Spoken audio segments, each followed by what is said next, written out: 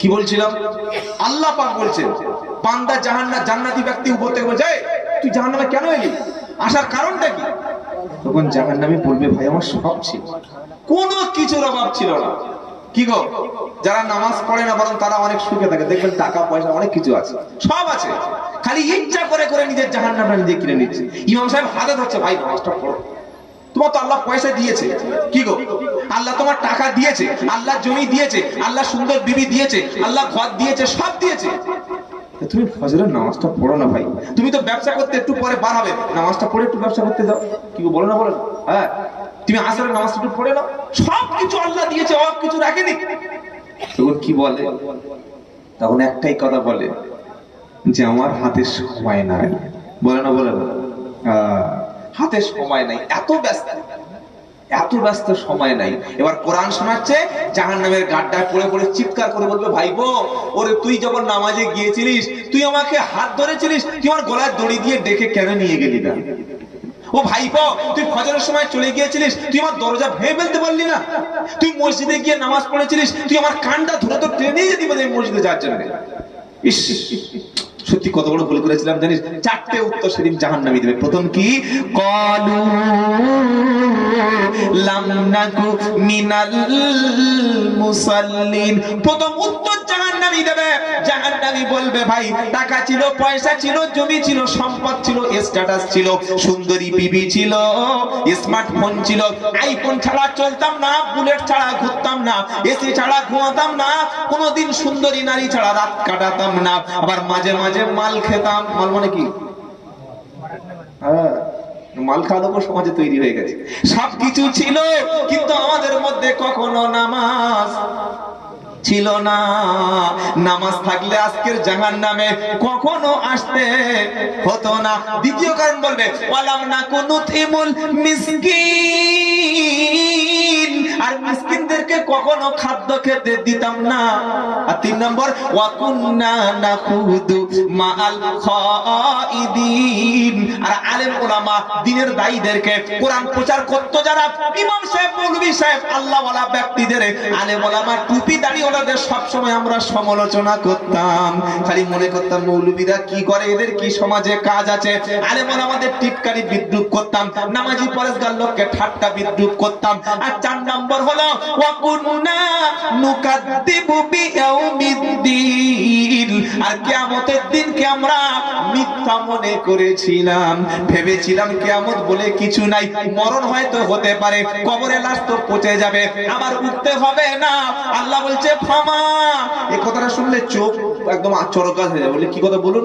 আল্লাহ বলছে যারা এই চারটে বিশ্বাস নিয়ে মরেছে, এক নম্বর নামাজ কাজা করত, দুই নম্বর মিসকিনকে খেতে দিত না, তিন নম্বর সব সময় সমালোচনা করত, চার নম্বর কিয়ামতকে বিশ্বাস করত না।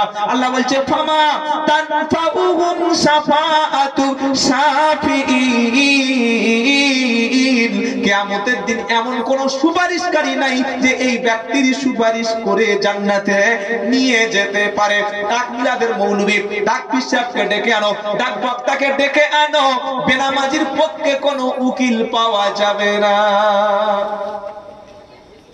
জীবনে নামাজ পড়ে না, পেশাব করে পানি নেয় না, আর 40-এর দিন মিলাদ দিয়ে মাথায় পানি মারে বসে। আর যখন মিলাদ হচ্ছে তখন হুজুরের দোয়াটাকে রব্বানা যালামনা, এত লম্বা টান দিচ্ছে। যার বাড়ি মিলাদ হচ্ছে সে মাথার পাশে বসে আছে, আর হুজুর কেঁদে কেঁদে কেঁদে চোখ লাল হয়ে গেছে, দাড়ি থেকে পানি জামা ভিজে গেছে। ফেরেশতা এসে বলছে সর্বনাশ, যার বাপ মরেছে তার চোখে পানি কই? কি গো, যার বাপ মরেনি তার চোখ ভিজেছে, আর যার বাপ মরেছে তার চোখে পানি দেখেছেন কোনোদিন? বাড়ির চোখে পানি আসে? আসে না। পানি আসে কার? আমার মতো হুজুরের। কেন? আমি তো পাবো কিছু হাদিয়া। মনে রাখবেন, ইমাম সাহেবকে কখনো এই সব ব্যাপারে প্রেসার ক্রিয়েট করবেন না। ইমামের কাছে একদিন গিয়ে আব্বার জন্য কবর জিয়ারতটা শিখে নেবেন, যে কিভাবে কবর জিয়ারত করলে আমার আব্বার কবরটা শান্তি পাবে, এটা শিখে নেবেন। বলুন ইনশাআল্লাহ। জিকিরের 4 নম্বর অর্থ হলো তিন নম্বর অর্থ হচ্ছে নামাজ। সকলে 5 ওয়াক্ত নামাজ পড়ো, বলুন ইনশাআল্লাহ, বলুন ইনশাআল্লাহ। আপনার বাড়িতে যে সন্তান আছে ভাই, ওটা আপনার কাছে আমানত। ওই সন্তানকে নামাজি বানানো, শিক্ষিত করানো, কোরআন শেখানো, আপনার মেয়েকে পর্দার মধ্যে রাখা, এটা এই দুই ইমাম সাহেব কোনোদিন করবেন না। তারা বলে দিয়েন তাদের দায়িত্ব শেষ হয়ে যাবে। আমি আব্দুল্লাহ জুবায়ের 364 দিন আপনার এখানে আসবই না, আর কোনোদিন কোনো প্রয়োজনও আসার নেই। আমি বলে দিয়ে গেলাম, দায়িত্ব শেষ হয়ে গেল। আপনাকে আপনার বাড়ির বক্তা হতে হবে, আপনাকে আপনার স্ত্রীর অভিভাবক হতে হবে। নামাজের সময় মসজিদে বাচ্চাকে আপনি নিয়ে যাবেন, আপনার মেয়েটাকে শিক্ষার জন্য আপনি প্রয়োজনে তাকে প্রেসার ক্রিয়েট করবেন। আপনার বাচ্চাটা দ্বীন ইসলাম অনুযায়ী চলছে কিনা প্রত্যেকের দায়িত্ব নিতে হবে। নবী ইনশাআল্লাহ, বলুন ইনশাআল্লাহ। জিকিরের 3 নম্বর অর্থ বলেছি নামাজ। জিকিরের 4 নম্বর অর্থ হলো, আচ্ছা ঠিক আছে ইনশাআল্লাহ, অসুবিধা নেই। হ্যাঁ, জিকিরের 4 নম্বর অর্থ হচ্ছে আল্লাহর আইন। কি বললাম? আল্লাহর আইন। সুদ খাওয়া না, আইনটা মৌলভী সাহেবের ফতোয়া, তাই তো? সুদ খাওয়া যাবে না, ইমাম সাহেবের ফতোয়া তো? হ্যাঁ বলছে, হ্যাঁ অবস্থা দেখো। ফুরফুরার পিসাব বলে দিয়েছে সুদ খাওয়া যাবে না। বসে আল্লাহ মাহমুদ লিখে দিয়েছে সুদ খাওয়া যাবে না। তৌহিদ জামাতের লোক বলে দিয়েছে সুদ খাওয়া যাবে না। আবু হানিফা রাহমাতুল্লাহ বলে দিয়েছে সুদ খাওয়া যাবে না। এটা হুজুরের ফতোয়া? পাগলা কথাকারে, সুদ করে কাছে হুজুর বসে বসে বসে বসে বলে দিচ্ছে সুদ খেও না, বললে মৌলবীরা এদের কথা শুনলে চলবে? এদের না আছে ভালো গাড়ি, বিসমিল্লাহ, না আছে বাড়ি, না আছে স্ট্যাটাস, হুজুররা কি আছে? বর্তমান যুগে বাঁচতে হলে সুদ খেতে হবে, বর্তমান যুগে বাঁচতে হলে মদের ব্যবসা করতে হবে, বর্তমান যুগে যদি তুমি তাল মিলিয়ে চলতে চাও, তোমাকে পাঞ্জাবি টুপি এসব পরা যাবে না। কি করতে হবে? দাড়িটা চাঁটতে হবে, গোপটা বড় করতে হবে, মাথার চুলটা বিরাট কোহলির মতো রাখতে হবে, জিন্সের ফাড়া প্যান্ট পরতে হবে, মেয়েকে বোরকা, বলছে ওসব পরালে স্মার্ট হওয়া যাবে না। একদম টাইট ফিট স্কিন টাইট গেঞ্জি কিনে দিতে হবে, আর পায়ের তলায় একটা প্লাজো কিনে দিতে হবে, আর মেয়ের একটা হাতে স্মার্টফোন দিতে হবে, তবে বর্তমান যুগে স্ট্যাটাস বজায় থাকবে। তাই তো নাকি? আরে বলছেন না কেন? হ্যাঁ, আল্লাহ বলছে আমার আইনকে যারা অমান্য করবে, সুদ খেও না, আল্লাহর আইন। মদ পান করো না, আল্লাহর আইন। নারীকে নির্যাতন করো না, আল্লাহর আইন। ধর্ষণ করো না, আল্লাহর আইন। ওজনে কম দিও না, আল্লাহর আইন। বাপ মাকে কষ্ট দিও না, আল্লাহর আইন। নামাজ কাজা করো না, আল্লাহর আইন। বলুন, অমুসলিম ইহুদি খ্রিস্টান হিন্দুদের কথা ছেড়েই দিলাম, তারা তো নন মুসলিম। মুসলমান হয়ে, মুসলমান দাবি করে আল্লাহকে রসুলকে বিশ্বাস করি, তারা কোরআনের সঙ্গে বিশ্বাসঘাতকতা করছে না, করে না। একটা হিন্দু কোরআন পড়িয়ে দিলে বা কোরআনের বিরুদ্ধে কথা বললে, এই নুপু শর্মা কিছু বলেছিল, সব চলে গেছে, না আমরা জিহাদ চাই, নুপু শর্মা বিরুদ্ধে জিহাদ করবে। আর তোমার বাড়িতে যে কোরআনটা ধুলোর মধ্যে পড়ে আছে, এলসিডি কিনেছো 40,000 টাকা দিয়ে, প্রত্যেকদিন 3 ঘন্টা করে সময় দিচ্ছ, বিবি কোনোদিন কোরআন খুলেই দেখে না। হুজুর বললে, হুজুর তোমার, হুজুর বাড়ি থেকে বলছে, দেখি চাচি কোরআনটা একটু দাও দেখি পড়বো, কোরআন তুলে দেখছে 12টা টিকটিকি, 16টা আরশোলা, 14টা উই পোকা, 15টা তেলা পোকা, চতুর্দিক থেকে বাস হয়ে চলে গেল। আর কোরআন শরীফের দিল এখান থেকে ওপারে কেটে ওপারে পুরো একদম ছিদ্র করে দিল। কি ঠিক বলছি না ভুল বলছি? তারা কোরআনের অপমান করছে ভাই, হিন্দুরা খ্রিস্টানরা করছে না। তারা হয়তো একটা দুটো কথা কোরআনের বিরুদ্ধে বলছে, কিন্তু মুসলমান কোরআনের সাথে বেশি বেয়াদবি করছে। মুসলমান করছে, কোরআনকে ফেলে রেখেছে ধুলোর মধ্যে। প্রত্যেকটা কোরআন বাড়িতে তুলে দেখুন, যদি ধুলোর মধ্যে না থাকে, আমার কানটা এক্ষুনি ঘুরে এসে এতগুলো ক্যামেরার সামনে কানটা পাকিয়ে ছিঁড়ে নিয়ে নেবে যে আপনি আব্দুল্লাহ জুবায়ের মিথ্যা কথা বলছেন। কোরআন ধুলোর মধ্যে পড়ে আছে, ধুলোর মধ্যে কোরআন পড়ার জন্য আল্লাহ পাঠিয়েছে। আল্লাহ বলছেন, আমি যেগুলো হারাম করেছি হারাম বলে ছেড়ে দাও, যদি তুমি ছাড়ো তাহলে তুমি মুমিন। বলুন সুবহানাল্লাহ। আর আমি যেগুলো ফরজ করেছি মেনে নাও। নাম্বার 1, এই অনেকে বলে কি জানেন, 130 ফরজ বলেন, বলো শুনছেন না কেন? বললে 130 ফরজ নামাজ শিক্ষা বইতে লিখে দিয়েছে না। আল্লাহ যতগুলো হুকুম করেছেন সবগুলো কি ফরজ? 130 কে আপনাকে বলেছে? 100, 150, 200 হতে পারে। তো আল্লাহ বলছে, শোনো, আমি আল্লাহ যতগুলো নিষেধ করেছি আমার হুকুমকে তোমরা মেনে নেবে। মূলত আল্লাহর হুকুম সকলে মানব, বলুন ইনশাআল্লাহ। আল্লাহর হুকুম না মানার কারণে শয়তান কি হয়েছে? ইবলিস, শয়তান কিন্তু পৃথিবীতে এমন কোন জায়গা জায়গা ছিল না, সেজদা দিতে বাকি আছে। বাদুড়িয়া থানায় এসছে, স্বরূপনগরে সেজদা দিয়েছে, বসিরহাটে দিয়েছে, মালঞ্চে দিয়েছে, ওদিকে বাংলাদেশে দিয়েছে, Pakistan, Afghanistan, Malaysia, England, Holland, America, Canada, France, German, Australia, Africa, পৃথিবীর সব জায়গায় শয়তান সেজদা দিয়েছে। ওটা নিজের খুশি মতো দিয়েছে। আর আল্লাহ যখন হুকুম করছে সেজদা দাও, সেই সময় শয়তান সেজদা দিতে অস্বীকার করেছে। সুতরাং আল্লাহর হুকুম মেনে চলার নাম হলো আল্লাহর বান্দা। কার হুকুম মানবো? জোরে বলেন। আল্লাহর হুকুম মেনে আজ থেকে লটারির টিকিট ছেড়ে দেবো ইনশাআল্লাহ বলুন। আল্লাহর হুকুম মেনে আজ থেকে আমরা বিবিকে বেপর্দা করব না ইনশাআল্লাহ বলুন। আল্লাহর হুকুম মেনে কোনোদিন বিবিকে আর ওই সুদখোর অফিসারের কাছে বন্ধনে পাঠাবো না বলুন ইনশাআল্লাহ। ওই বন্ধন এলাকায় নেই, সব বলেও লাভ নাই। সব জায়গায় ঠিক আছে তো, যাই হোক, সব বলে লাভ নাই, বললে বাবা আবার সমস্যা আছে। সবচাইতে বন্ধনের ছোট পাপটা নিজের মায়ের সঙ্গে বিয়ে করে রাতে থেকে যাওয়া। হ্যাঁ, এটা নবী বলে গেছেন, আমার কথা নয়। আপনি হাদিস পড়লে বুঝতে পারে যাবেন। বন্ধন মহিলা সমিতি সুদের টাকা নিয়ে সংসার খাটানো, এর ছোট পাপ নিজের মাকে বিয়ে করে নেওয়া। বুঝতে পেরেছেন না কি আর বলবো? আর সবচাইতে বড় পাপ তৃতীয় পারা 6 পৃষ্ঠা 8 নম্বর লাইন 278 নম্বর আয়াত, আল্লাহ বলছে আল্লাহ এবং রাসূলের বিরুদ্ধে যুদ্ধ করা। খালি এই দুটো মাথায় রাখবেন। সুদের বড় পাপ আল্লাহ রাসূলের বিরুদ্ধে যুদ্ধ করা, আর সুদের ছোট পাপ নিজের মাকে বিয়ে করা। এবার এটা যাদের কানে পৌঁছে গেছে, যদি মনে করেন না এটা আমি শুনতে চাই না, হ্যাঁ এবার সুদের টাকা খাবো, আপনি খান। আর যদি বলেন না আমার বিবিকে আমি ওই মায়ের সঙ্গে জেনা করাবো না, আল্লাহ রাসূলের বিরুদ্ধে যুদ্ধ করাবো না, তাহলে কাল থেকে একটা হালাল ব্যবসা করবেন, বরকত কে দেবে? আল্লাহ। আল্লাহ বলছেন কোরআন হলো, কোরআনের আরেকটা অর্থ হলো আল্লাহর আইন। আর আল্লাহর আইনকে যারা মানবে না শাস্তি দেবার, শোনেন কোরআনের জিকিরের আরেকটা অর্থ হচ্ছে আল্লাহর আইন। ওয়ামান আরাদা আন যিকরি ফাইন্না লাহু মাঈশাতান যানকা ونحشره يوم القيامة أعمى قال رب لم حشرتني أعمى وقد كنت بصيرا قال كذلك أتتك آياتنا فنسيتها وكذلك اليوم تنسى। এগুলো বানাচ্ছে নাকি আল্লাহ কোরআনে বলেছে। 16 নম্বর পারা 19 নম্বর পৃষ্ঠা 13 নম্বর লাইন 124 নম্বর আয়াত, সূরার নাম হলো তাহা। আল্লাহ বলছে ওয়ামান আরাদা আন যিকরি ফাইন্না লাহু মাঈশাতান দানকা ওয়া নাহশুরুহু ইয়াওমাল কিয়ামাতি আমা ক্বালা রাব্বি লিমা হাশারতানি আমা ওয়া ক্বাদ কুনতু বাসীরা।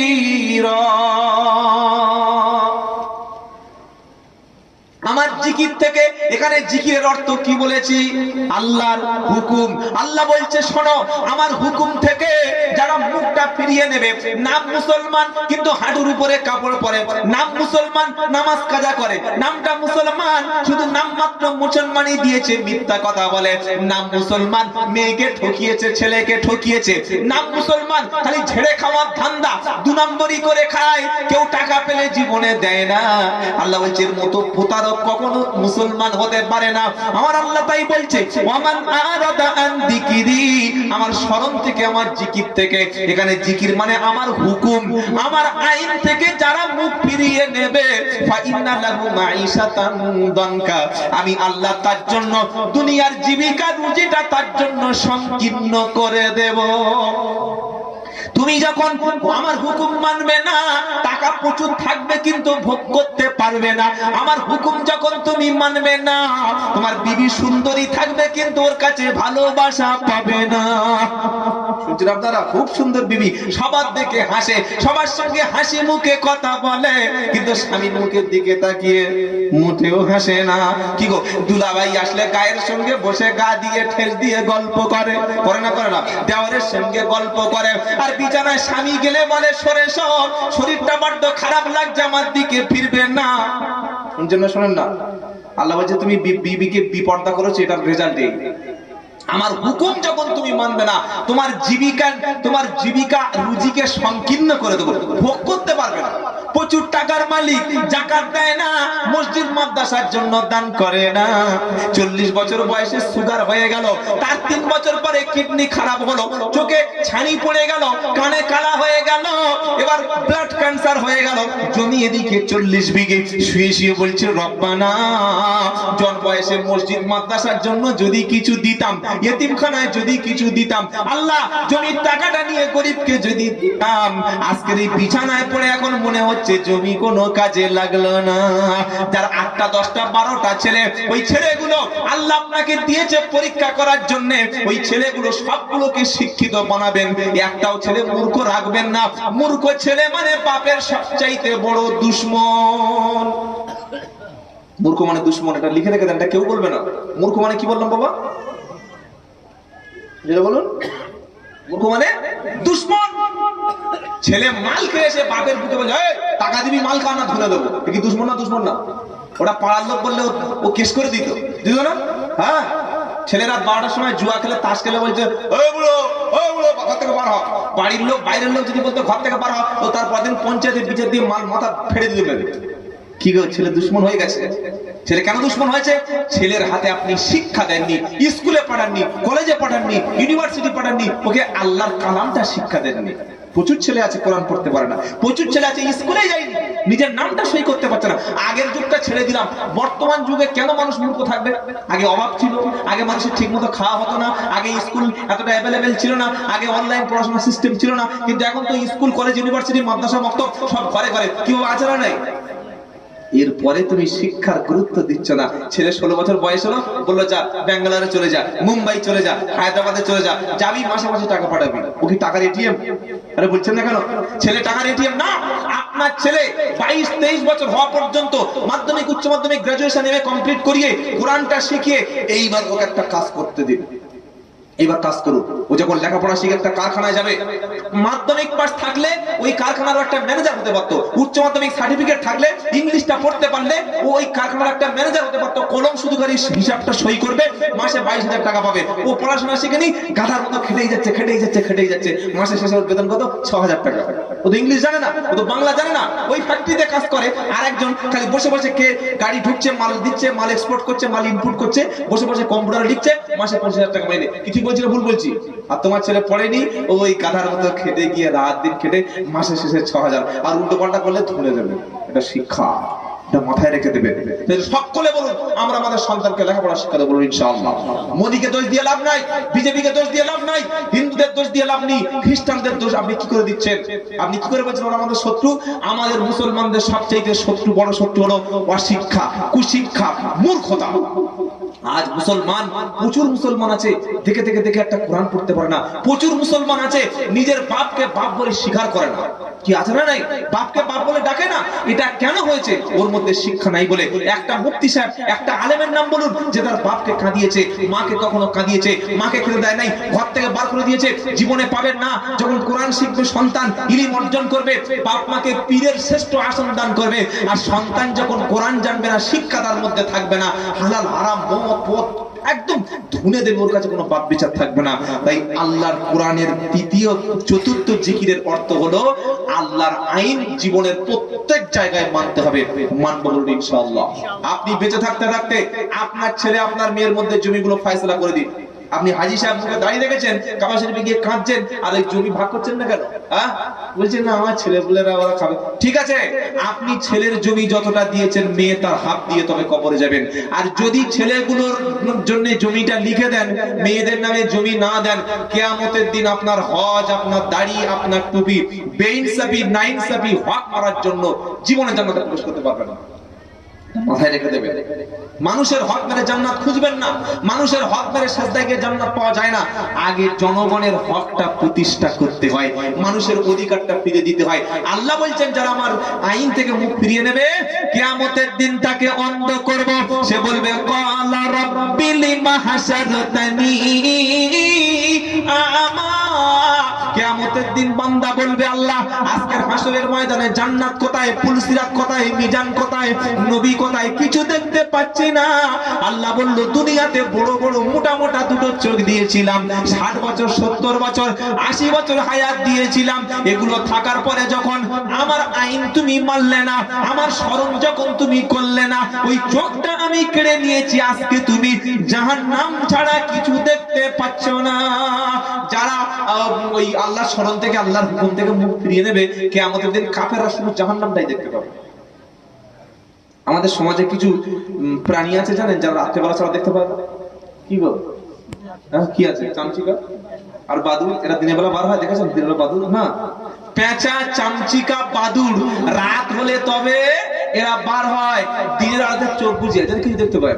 তো জাহান্নামীরা কিয়ামতের পেঁচা, বাদুড়, চামচিকার মতো খালি এরকম দেখবে, আর চোখ খুলে দেখবে খালি আগুন দেখছে। কি দেখছে বলো?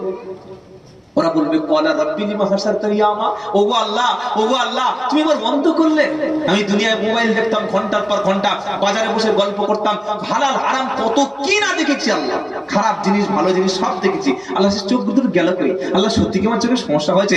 আল্লাহ বলবে শোনো, ক্বালা কাদালিকা আতাতুকা আয়াতুনা ফানাসিতাহা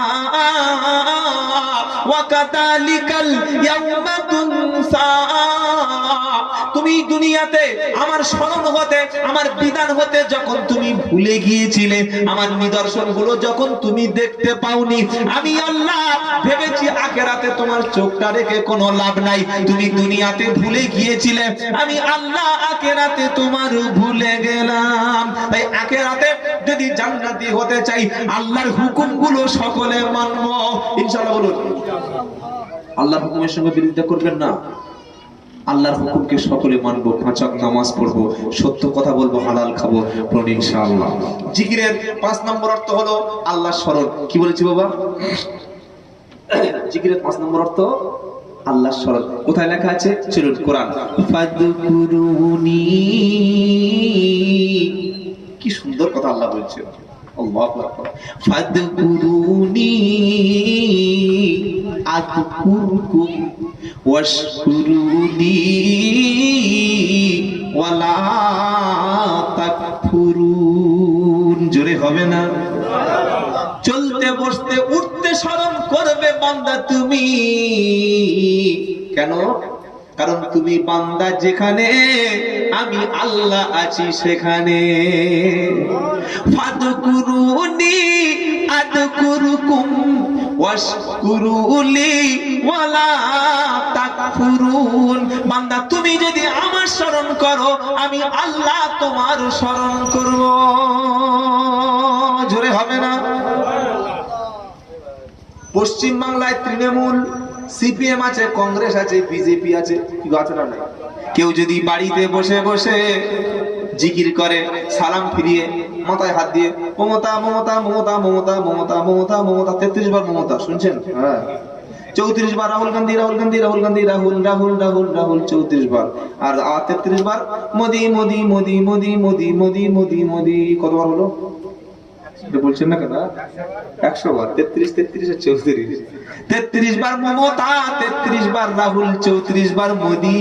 সন্ধ্যাবেলা 3 জনে টিভির সামনে এসে বলবে, ওই পূর্ব জয়নগরে বাদুড়িয়া থানায় আমার একজন ভক্ত আছে, আমার নাম স্মরণ করেছে, ওর টাকাটা দিয়ে দাও, ওর ঘর দিয়ে দাও, ছেলের চাকরি দাও। সন্ধ্যাবেলা নবান্নে বসে মমতা ব্যানার্জি মিটিং করবে, তাই নাকি? আরে বলছেন না করবে? আপনি সারাদিন মমতা জিকির করলে করবে?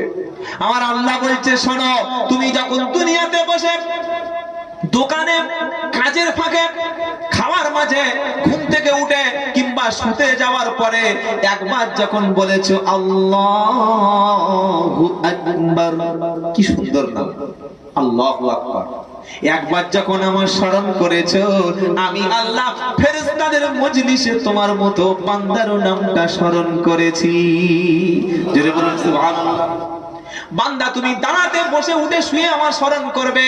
আল্লাযীনা ইয়াযকুরুনাল্লাহা কিয়ামাও ওয়া কুউদাও ওয়া আলা জুনুবিহিম ওয়া ইয়াতাফাক্কারুনা ফি খালকিস সামাওয়াতি ওয়াল আরদ রাব্বানা মা খালাকতা হাদা বাতিলা সুবহানাকা ফাকিনা আযাবান নার। অনেকে মনে করে ওই নামাজ পড়ে সুবহানাল্লাহ সুবহানাল্লাহ 33 বার হয়ে গেল, দোয়া করে চলে আসলাম, বেশ আল্লাহ জিকির শেষ হয়ে গেল, তাই তো? কিন্তু আল্লাহ কথা বলছেন, আল্লাহ কি বলছেন? আল্লাযীনা ইয়াযকুরুনাল্লাহা কিয়ামান ওয়া কুউদান ওয়া আলা জুনুবিহিম ওয়া ইয়াতাফাক্কারুনা ফি খালকিস সামাওয়াতি ওয়াল আরদ রাব্বানা মা খালাকতা হাদা বাতিলা সুবহানাকা ফাকিনা আযাবান নার। জোরে হবে না? গল্প করছি বলে মনে হচ্ছে। 4 নম্বর পারা 14 নম্বর পৃষ্ঠা 10 নম্বর লাইন 191 নম্বর আর সূরার নাম আল ইমরান। আল্লাহ বলছে, শোনো আমার বান্দাদের মধ্যে দাঁড়িয়ে তারা স্মরণ করে, বসলে আমার স্মরণ করে, শুয়ে আমার স্মরণ করে।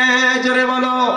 যারা প্রকৃত জাকেরিন, প্রকৃত আল্লাহর বান্দা, দাঁড়িয়ে দাঁড়িয়ে স্মরণ করে, বসলে আমার স্মরণ করে, শুয়ে আমার স্মরণ করে, আর পৃথিবী নিয়ে ভাবে আর বলে রব্বানা মা খালাকতা হাদা বাতিলা।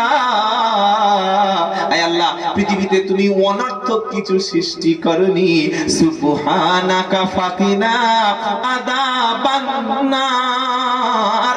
আল্লাহ তুমি পবিত্র, তুমি মহান, তুমি আযাব থেকে আমাকে বাঁচিয়ে নাও। তাই সকলে বলুন, দাঁড়িয়ে বসে শুয়ে সব সময় জিকির করব কার? জোরে বলুন। আবার নামাজ যখন কমপ্লিট হয়ে যাবে, জিকির হবে কার? ফাইদা কদাইতুমুস সালাতা ফাযকুরুল্লাহা, ফাইদা কদাইতুমুস সালাতা ফাযকুরুল্লাহা ওয়া কুউদাও ওয়া আলা জুনুবিকুম ওয়াই জুনুবিকুম। 5 নম্বর পারা 14 নম্বর পৃষ্ঠা 10 নম্বর লাইন 103 নম্বর আয়াত সূরার নাম নিসা। ফাইদা কাদাইতুমুস সালাত, নামাজ যখন হয়ে যাবে আল্লাহ বলেন ফাযকুরুল্লাহ, আল্লাহ স্মরণ করো, কিয়ামা ওয়া কুদা ওয়ালা জুনুবিকুম, দাঁড়িয়ে বসে শুয়ে। তার মানে কি নামাজ হয়ে গেল মানে তোমার আর ডিউটি নাই, এটা তুমি ভেবো না। নামাজ হয়ে গেল স্মরণ করো কার? জোরে বলেন আল্লাহ। এবার বান্দা বলছে আল্লাহ কতক্ষণ জিকির করব? নামাজ পড়ে কি মসজিদে আল্লাহ আল্লাহ আল্লাহ আল্লাহ আল্লাহ সারাদিন বসে জিকির করব, আর সন্ধ্যাবেলা আল্লাহ ওই আরসালান বিরানি ফেরেশতাদের দিয়ে পার্সেল করে পাঠিয়ে দেবে, তাই তো নাকি? আরে বলছেন না? হ্যাঁ, তাই মনে তাই হচ্ছে না?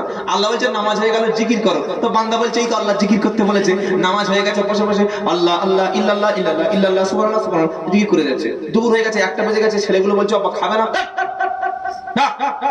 আল্লাহ কোরআনে বলেছে নামাজের পরে জিকির করো, এই তো জিকির করছি। তো 2:30 বেজে গেছে, বলছে আল্লাহ তুমি তো বললে জিকির করো, তো ওই ফেরেশতারা কই খাবার টাবার দিচ্ছে না তো? ফেরেশতারা দুপুরবেলা রুটি আর এই মানে মটন এনে দেবে আপনার নাকি, না চিকেন এনে দেবে না? আল্লাহ ওটা জিকির বলেনি। আল্লাহ কি বলেছে? ফাইদা কাদাইতুমুস সালাতা, ফাইদা কাদাইতুমুস সালাতা ফান্তাশিরু ফিল আরদ ওয়াবতাগু মিন ফাদলিল্লাহ ওয়াযকুরুল্লাহা কাসীরান লাআল্লাকুম তুফলিহুন। জিকিরের ভুল অর্থ আমাদের সমাজে চালু হয়ে গেছে। পারা নাম্বার 28 পৃষ্ঠা নাম্বার 13 লাইন নাম্বার 6 আয়াত নাম্বার 10 সূরার নাম জুমা। ফাইদা কাদাইতুমুস সালাতা, আল্লাহ বলেন নামাজ যখন হয়ে গেল ফান্তাশিরু ফিল আরদ, এবার জমিনে যাও। কোথায়? মসজিদ আর নয়। সালাম ফেরানোর পরে, দোয়া দরুদ পড়ার পরে দোকান চালাও, ব্যবসা করো, চাকরি করো, চাষ করো, ক্ষেত খামারে কাজ করো, জব করো, আর কাজের মধ্যে তুমি যেন আমার স্মরণ ভুলে যেও না। জোরে বলেন। বলো যে কাজের মধ্যে জিকির কি করে হবে? তুমি জমিনে চাষ করবে, চাষের সময় মনে রাখবে যেন পরের জমি চাষ করা। জোরে বলো। তোমার মনে হবে রব্বানা, পরের জমি চাষ করলে আল্লাহ কিন্তু পিঠের চামড়া রাখবে না। ওই জায়গায় জিকিরের অর্থ হলো চাষের সময় যেন তুমি পরের জমি নিজের বলে দখল।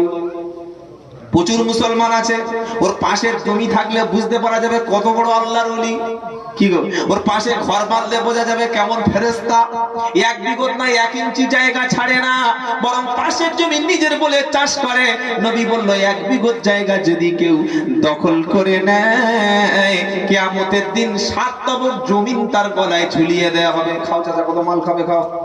সাত তবক জমিন খালি এক বিঘত নিলে, আর জোর করে যারা দোকান দখল করেছে, ঘর দখল করেছে, ওদের শাস্তি কি হবে আপনি এবার ভেবে নিতে পারেন। আল্লাহ বলছে নামাজ হয়ে গেল, জিকির করো। তুমি অফিসে ডিউটি করছো, ডিউটি করার সময় 10টা থেকে 4টা, দুপুরে 1 ঘন্টা টিফিন, এই 10টা থেকে 4টা যেন 1টা মিনিট তুমি বসে বসে সময় নষ্ট করো না। তুমি যতক্ষণ ডিউটি করবে অন্তরে ভয় থাকবে কার? যদি বলুন মালিক বলছে ঘরটা খেতে দাও, বলে মালিক চলে গেল কাজে।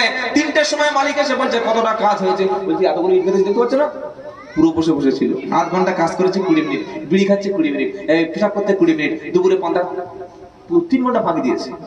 পয়সা নিশ্চয় হালাল হচ্ছে তো? আরে বলছেন না কেন? ওখানে কাজের মাধ্যমে তুমি এই স্মরণটা করো যে আমি এখানে 1টা মিনিট তাকে ফাঁকি দিতে পারবো না, ফাঁকি দিয়ে পয়সা নিতে পারবো না। ওখানেই ওটা হচ্ছে আল্লাহর জিকির, আল্লাহ স্মরণ। মনে থাকবে ইনশাআল্লাহ, হ্যাঁ ওটা আল্লাহ স্মরণ। তুমি যখন দোকানে মাল বিক্রি করছো, তুমি ওই কাস্টমার বোকা বলে বা কাস্টমার বাচ্চা ছেলে বলে ওজন ঠকিয়ে দিলে, অনেক বলবো যে এখন তো কম্পিউটার পাল্লা, এখন ওজন ঠকানো যায়। হ্যাঁ যায়। কিরকম বলবো? কম্পিউটার পাল্লায় মাল দিচ্ছে, দিকে আলু কিনতে গেছি, মাছ কিনতে গেছি, তো মাছ তো আর পাল্লায় তুলে দেবেন, একটা ওই কাঠের বা প্লাস্টিকের ঝুড়ির উপরে দিয়েছি, দিয়ে দেখলো বললো এই তো 1 কেজি 10 গ্রাম, 10 গ্রাম বেশি দিয়েছি। তোমার এই যে কাঠের ঝুড়িটা, এটা তো ওজন করে না, ওটা তো মাছের সঙ্গে আমি কিনবো না, কিনবো না। পরে ওর থেকে দেখলাম 30 গ্রাম 40 গ্রাম বাদ দিয়েছি। এটা লোককে ঠকানো। আল্লাহর জিকির নামাজের পরের অর্থ হলো কাজের মধ্যে, ব্যবসার মধ্যে, চাকরির মধ্যে, যেখানেই থাকুন খালি মনে মনে এই ভয়টা রাখবেন, আল্লাহ দেখছেন, আল্লাহ শুনছেন। আমি 2 নম্বরই করে মাল ইনকাম করতে পারবো না, আমি ব্যবসায় ফাঁকি দিতে পারবো না, ওজনে কম দিতে পারবো না। এটার নাম কি বাবা? জিকির। আল্লাহ এটাই বলছেন। এবার বান্দা প্রশ্ন করছে, আল্লাহ যদি আমি জিকির করি আমার কোনো লাভ হবে কি? কি লাভ হবে? বলছেন না কেন? যদি আমি জিকির করি লাভ হবে কি? ওয়াল্লাযীনা আমানু ওয়া তাতমাইন্নু কুলুবিহিম মিন যিকিরিল্লাহ আলা ইন্না যিকরাল আলা বিযিকিরিল্লাহি তাতমাইন্নুল কুলুব। 13 নম্বর পারা 12 নম্বর পৃষ্ঠা 3 নম্বর লাইন 28 নম্বর আয়াত সূরা নম্বর 8 আল্লাহ বলছে শোনো, আল্লাযীনা আমানু ওয়া তাতমাইন্নু কুলুবুহুম বিযিকিরিল্লাহ, যারা ঈমানদার তারা জিকির করে, মনে তারা শান্তি অনুভব করে।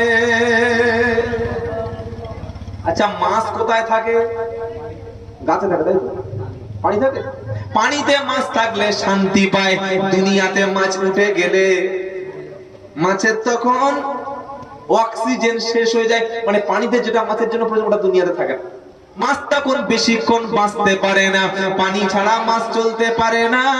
কোন মুমিন ব্যক্তি জিকির ছাড়া 1 সেকেন্ড সময় নষ্ট করতে পারে না।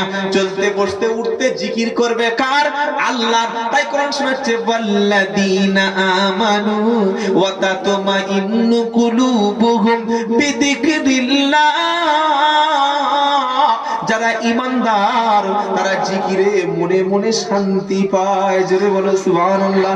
যারা দেখবেন প্রকৃত নামাজি, প্রকৃত কোরআন পড়নেওয়ালা, আসরের ওয়াক্ত হয়ে গেল খালি বলছে মসজিদ কোথায়?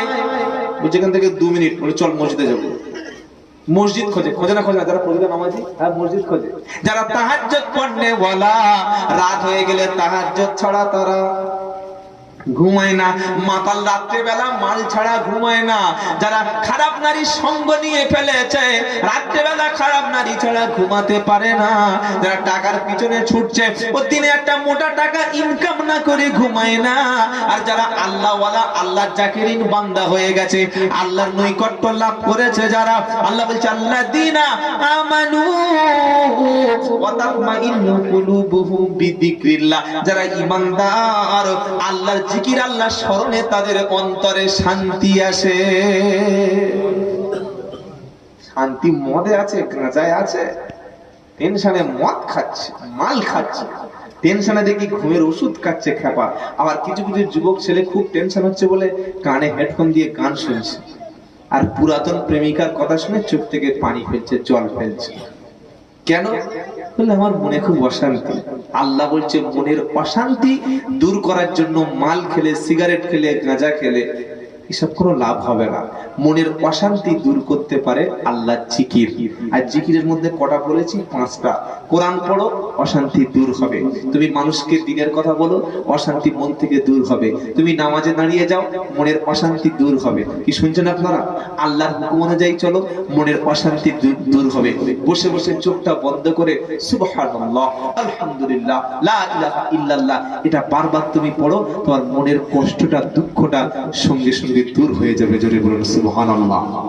আল্লাহ বলছেন তাহলে অন্তরের শান্তি আসে কিসে বাবা? ভালো বউ পেলে না, ভালো জমি পেলে না, বেশি টাকা উপার্জন করলে না। টাকা যার যত উপার্জন বেশি, তার জীবনে শান্তি তত কম। এটা মনে রাখবেন।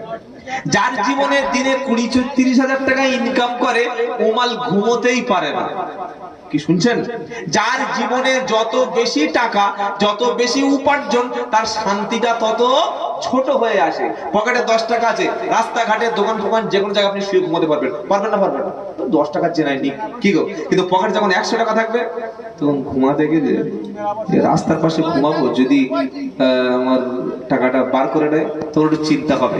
পকেটে যখন 1000 টাকা থাকবে, তখন মোটামুটি ওই রাস্তাঘাটে আর নয়, তখন একটা মোটামুটি ওই দরমার বেড়া বা বাঁশের বেড়া দিয়ে একটা ঘর করতে হবে না? হবে না?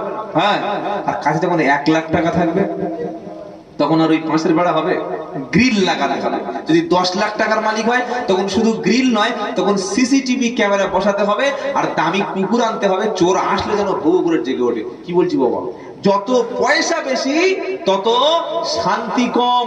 দিনে 500 টাকা ইনকাম করে, সন্ধ্যা পর্যন্ত কাজ করে দেখবেন নামাজ পড়ে বাড়ি শুয়ে পড়েছে। আর যে দিনে 10,000, 20,000, 30,000 টাকা সারা রাত জেগে ভোরের বেলা চোখ লাল করে এসে শুয়েছে, দেখছে ঘুম নাই। ঠিক হয় না? হয় না? আল্লাহ বলছেন শোনো, তোমার অন্তরটা সেদিন শান্তি পাবে যেদিন তোমার অন্তরে শুধু আমি আল্লাহ থাকবো, পৃথিবীর আর কেউ থাকবে না। তোমার মনে, তোমার স্মরণে, তোমার স্বপনে যখন আমি আল্লাহ শুধু অধিকার পাবো, আর কারো অধিকার থাকবে না, সেদিন তুমি শান্তি পাবে। এটা বলেই আল্লাহ বলছে, আল্লাহ বিযিকরিল্লাহি তাতমা ইন্নুল কুলুব।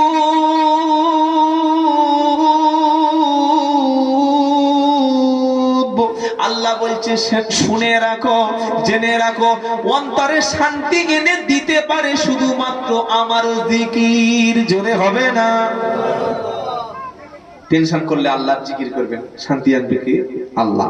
রাগ হয়ে গেছে খুব জোরে, জামার হাতাটা গুড়িয়ে বিবির মেরে দাঁত ফেলে দিয়েছে। ভালো কাজ? আরে মারবেন দুই একটা, ভালো কাজ তো, কাজ তো ভালো তো। কি বলছেন? রাগ হয়ে গেছে, নবী বললে তুমি আউযু বিল্লাহ পড়ো। রাগ হয়ে গেছে কারোর উপরে, তুমি প্রতিশোধ নিও না। রাগ হয়ে গেছে, তুমি ওযু করো। রাগ হয়ে গেছে, তুমি একটু সরে যাও। অনেক মেয়ে আছে স্বামীর সাথে ঝগড়া করে, ঘরের মধ্যে গায়ে ক্রেশন দিয়ে, ঘরের মধ্যে পেট্রোল দিয়ে, ভিতর থেকে দরজা দিয়ে, জানলা থেকে বলছে এবার কি হবে, মজা দেখাবো। বলো না, সুসাইড করে, মেয়েরা আত্মহত্যা করে না? আরে করে না? হ্যাঁ, স্বামীর সঙ্গে ঝগড়া করে গায়ে পেট্রোল দিচ্ছে, দিয়ে বলছে স্বামী এবার কি হবে, মজা দেখাবো। স্বামী বলছে তোর পায়ে ধরছি, তোরটা খোল। পায়ে ধরছি, খোল। বলছে যত পায়ে ধরো, পা দুগুণ তুমি ধরবে কোত্থেকে? বলতে বলতে উপর থেকে পেট্রোল 1 লিটার মেরে দিলে, আর মাথা থেকে একটা ম্যাচ দিয়ে ফস করে ধরিয়ে দিল। 8 ঘন্টা পরে চিংড়ি পোড়া হয়ে গেল। কি পোড়া? স্বামী বেচারি ছুটে ছুটে দরজা লাথি মেরে, হয় না, পুলিশ এসে মেরে মেরে দরজাটা খুলে ওই হসপিটাল নিয়ে যাওয়ার আগে রাস্তায় শেষ। আপনি যে আত্মহত্যা করলেন না, সুইসাইড করলেন, নিজের জীবনটা নিজে শেষ করে দিলেন, বিষ খেলেন, গলায় দড়ি দিলেন, এতে লাভটা কার হলো বাবা? আপনার ছেলে 2-4 দিন পরে কেঁদে ভুলে যাবে, আপনার স্বামী 2-4 দিন পরে বিয়ে করে নেবে। আপনি যদি সুইসাইড করেন, আপনার বিবি বিয়ে করে নেবে। নেবে না? নেবে না? এখনকার মেয়েরা কেউ বসে থাকবে না। হ্যাঁ, স্বামী থাকতে ফোন করছে, আর স্বামী না থাকলে থাকবে, বিয়ে করে নেবে। তো আপনি যাদের জন্য জীবনটা শেষ করে দিলেন, আপনার আত্মহত্যা করার ঠিকানা জাহান্নাম। বললাম, কেউ যদি সুসাইড করে, কেউ যদি আত্মহত্যা করে, তার ঠিকানা জাহান্নাম। সেজন্য কোনোদিন জীবনে আত্মহত্যার মতো ভুল সিদ্ধান্ত আমরা নেব না, বলুন ইনশাআল্লাহ। রাগ হয়ে গেছে, এলাকা ছেড়ে চলে যান, শ্বশুর বাড়ি চলে যান, না ভালো লাগে ট্রেনে উঠে যেদিকে মন চায় সেদিকে চলে যান, বাড়ি আসার দরকার নাই, ঝগড়া করে দুদিন 4 দিন রাস্তা দূরে চলে যান, কিন্তু সুইসাইড করার যেন কেউ নিও না। সুইসাইড করার শাস্তি হচ্ছে জাহান্নাম। যারা বিষ খেয়ে আত্মহত্যা করবে, গলায় দড়ি দিয়ে আত্মহত্যা করবে, গায়ে পেট্রোল কেরোসিন দিয়ে আত্মহত্যা করবে, ওই শাস্তি দিতেই থাকবে আল্লাহ, দিতেই থাকবে, দিতেই থাকবে। সুইসাইড থেকে আল্লাহ আমাদের হেফাজত করে, সকলে বলুন আমিন। তাহলে আজ থেকে যাদের টেনশন আছে, ঘুম আসে না, মনে শান্তি আনার জন্য বিড়ি সিগারেট খেয়ে, মদ খেয়ে কোনোদিন শান্তি আসে না, শান্তি এনে দিতে পারে আল্লাহ জিকির। জোরে বলুন সুবহানাল্লাহ। কে শান্তি এনে দিতে পারে? আল্লাহ জিকির। যত বেশি আল্লাহ স্মরণ করবেন, মনটা তত বেশি নরম হবে। আর জিকির না করলে কি হবে? আল্লাহ বলছেন ফাআইলুল লিল কাসিয়াতু কুলুবুহুম মিন যিকরিল্লাহ উলাইকা ফি দালালিম মুবিন।